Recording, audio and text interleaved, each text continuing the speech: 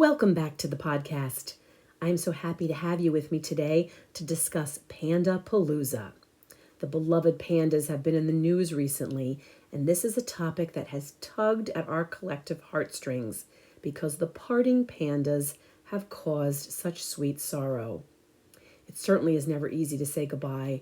So today we will talk about that and all things panda and the health lessons we can learn from them. This is the Wishing You Well podcast, and I am your host, Maria Patrick. I'm a certified health coach, and my podcast is a way for us to get together to talk about current topics and make them relatable to our health and well-being. So let the Panda Palooza discussion begin. Sadly, it is official.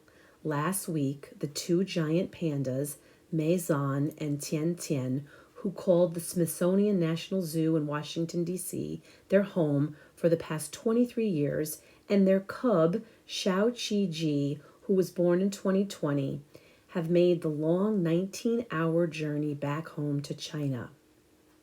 They traveled home in style on a specially outfitted FedEx plane called the Panda Express, which was loaded with everything the pandas would need for their long journey, including over 200 pounds of bamboo, their favorite snack.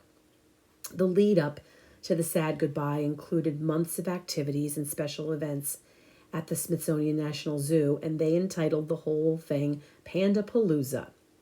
The zoo referred to it as their giant farewell and said in their promotional materials, "We are going big because they are going home." In order to see the giant pandas off in style, they created and hosted this Panda Palooza celebration, which was intended to engage audiences of all ages in a series of fun, family-friendly, and conservation-themed events, including photo ops, hands-on arts and crafts activities, a specially created kids area in the Great Meadow, coloring, stamping, and chalk activities, morning stretches and yoga classes. Plus, there were panda talks, temporary panda tattoos, a conservation-themed scavenger hunt, live music concerts, and they even had free film screenings of Kung Fu Panda and the Miracle Panda movies. And of course, it wouldn't be complete without panda-themed zoo food and beverages. Over the years, millions of lucky zoo visitors have had the chance to see the pandas, and many came out to bid them a sad farewell. It's been a program of diplomacy between our two countries, and among the many things which the program accomplished was educating us about the precious panda bears themselves, and also about ecotourism, extinction, conservation, and the importance of keeping mountain forests healthy. While I never got to see the Washington, D.C. pandas, I did get to see the ones living at the San Diego Zoo in California before they went back to China in 2019. And I have long enjoyed watching videos of the pandas in their zoo homes as well as their natural habitats. They always seem to be having such a great time, whether they are rolling around or coming down a slide or playing in the snow or the water. Those adorable pandas get in their daily exercise and they have a ball while doing it. Every video I have ever seen of the pandas, and there are a lot of them out there, just go to YouTube and enter the words adorable pandas. Every video depicts them as carefree, frolicking, fun, and they jump on each other, they roll around together, they hug each other, and they sure do have a great time.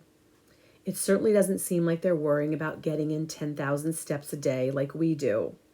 The zookeeper doesn't seem to be pushing them to work harder or track their progress.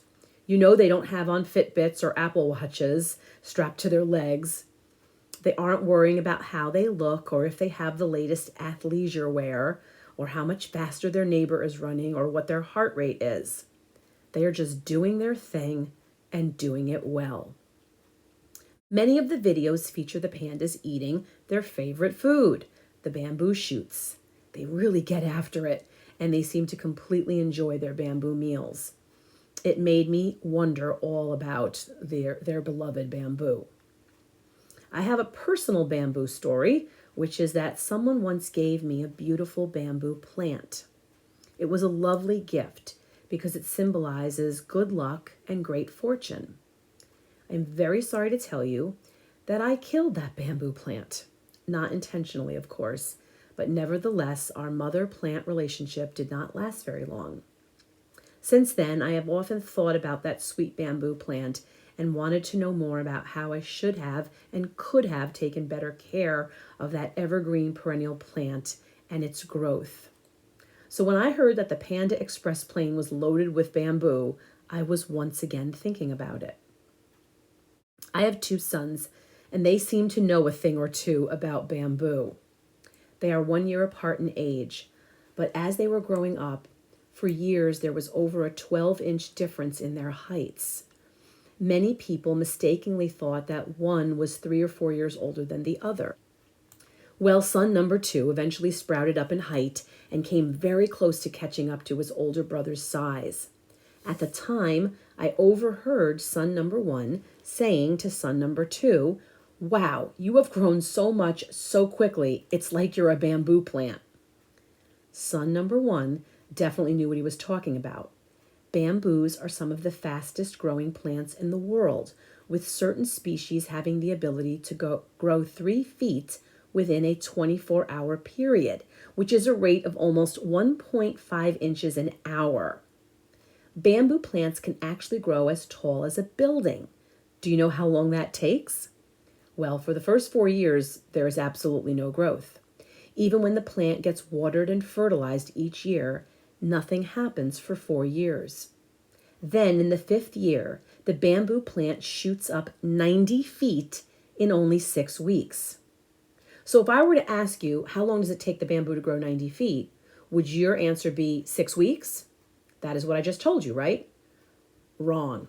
If the bamboo plant hadn't been watered and taken care of during the first 4 years, it would have died, just like my bamboo plant, and it certainly would not have flourished in year 5. What was happening during the 4 years when it looked as if there was no growth at all? Well, underground, an extremely large and strong network of roots was developing in order to support the bamboo plant's sudden growth. I think we sometimes forget that growth takes perseverance and patience, and that every drop of water and fertilizer contributes to the growth process. I know that son number 2 knew that, because every time someone asked him, and so many people did, "When are you going to catch up to your brother?" he would very calmly and patiently answer, "I will get there. I know that I'm growing in my own time." What a life lesson wrapped up in the bamboo plant and in the wise words of son number 2. He handled the situation quite well, which, believe me, wasn't always easy, because someone even once asked him if all of the nutrition in our family was being given to his brother and not to him. We may not always see the changes or the growth, but we have to keep the faith that growth is happening. We expect year 5 growth, like what happens with the bamboo, to happen immediately in everything that we do. We forget that it takes time for roots to take hold and grow. We have to nurture those roots with fertilizer and time, commitment, and perhaps the most difficult and yet important thing of all, patience. If we stay committed to achieving our growth goals, we will eventually break through, sprout up, and like the bamboo, reach the highest point. So when I think back to my little bamboo plant, did I forget to water and fertilize it all those years ago? Was I discouraged when I didn't see any growth? Probably. I honestly can't remember. My goals are different now, and they include so much more than just keeping the houseplants alive. I dream of personal growth and new achievements, and I focused particularly right now in the areas of health and fitness and growing my business. Perhaps I need to get a new bamboo plant for inspiration and watch some panda videos for their life lessons. Then I will be reminded that growth will come in time, and you can't stop fertilizing and watering the bamboo. And like the pandas, I should most definitely have a good time while I am living out the process. Do you have your own personal growth goals? Will you remember to nurture, feed, fertilize, and water your bamboo? I would love to hear your story. and I welcome you to share your comments with me. And please don't forget, I'm here as a health coach to help you with that growth and remind you to take care of yourself and your equivalent of the bamboo plant, whatever that may be. Thank you for tuning in today. I am so very grateful for your interest in my podcast and for your time. And as always, I am wishing you well.